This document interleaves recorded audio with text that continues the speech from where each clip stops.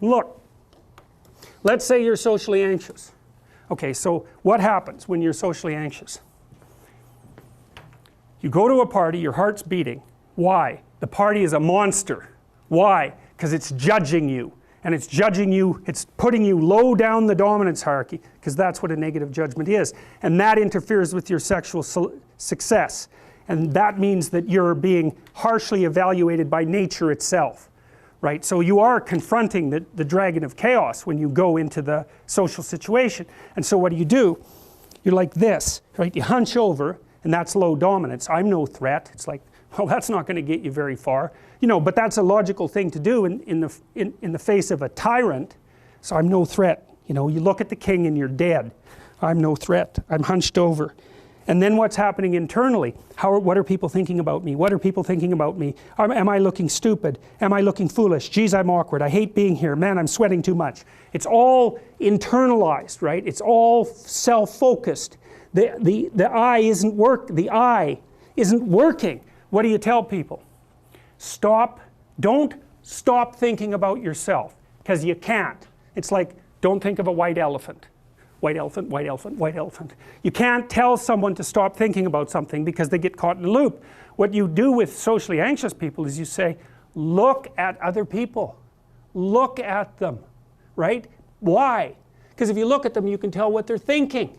And then unless you're terribly socialized, and some people are. Some people have no social skills, and so the reason they can't go to a party is because they don't even know how to introduce themselves. Like no one ever taught them how to behave.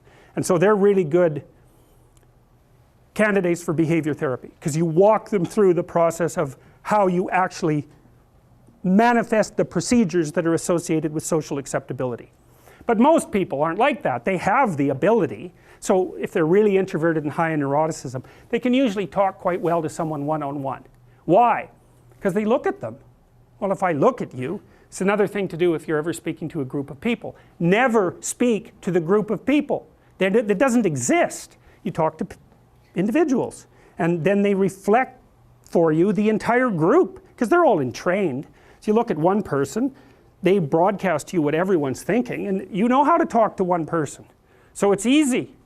So as soon as you focus on the person, not you, you push your attention outward, use your eye, you push your attention outward, and you start watching. Well, then all your automatic mechanisms kick in, and you stop being awkward. Because if we're talking, and I'm looking here, I don't know what you're going to do next, and I'm going to put disjunctions into they're like bad chords in the melody of our conversation. And the reason is I'm not paying attention.